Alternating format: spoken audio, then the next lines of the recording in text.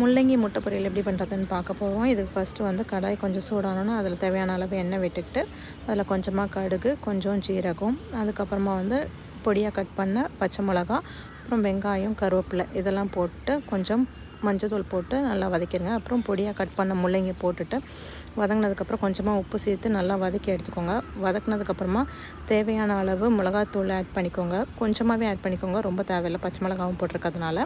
போட்டுட்டு அந்த மிளகாத்தூள் கொஞ்சம் நல்லா எண்ணெயில் பிரண்டு வந்ததுக்கப்புறமா அதில் அந்த முள்ளங்கிக்கு ஏற்ற அளவுக்கு வந்து முட்டை போட்டுக்கோங்க. நான் போட்டதுக்கு வந்து 2 முட்டை வந்து அதில் ஆட் பண்ணியிருக்கேன். ஆட் பண்ணிவிட்டு அதுக்கப்புறமா கிளறி விட்டுட்டு அந்த முட்டை தனியாக பிரிஞ்சு வரும். நல்லா அந்த பிசு பிசுன்னு இல்லாமல் தனித்தனியாக எண்ணெயில் திரண்டு வரும்போது நம்ம அதில் கொஞ்சமாக மிளகாத்தூள் ஆட் பண்ணிக்கிட்டு அப்புறம் கடைசியாக வந்து டேஸ்ட்டுக்காக கொத்தமல்லி ஆட் பண்ணி க்ளோஸ் பண்ணிக்கலாம். இதில் பச்சை மிளகா வேணான்றவங்க பச்சை மிளகா ஸ்கிப் பண்ணிட்டு காஞ்ச மிளகா வேணால் ஆட் பண்ணிக்கலாம். இல்லைனா வந்து காரம் வேணுன்றவங்க வந்து பெப்பர் இன்னும் அதிகமாகவும் ஆட் பண்ணிக்கலாம். அதுக்கப்புறம் பார்த்திங்கன்னா கொத்தமல்லி வந்து ஜஸ்ட் ஃபார் கார்னிஷிங் தான். இது செம்ம டேஸ்டியாக இருக்கும். நீங்களும் இந்த மாதிரி முள்ளங்கி ட்ரை பண்ணி பாருங்கள்.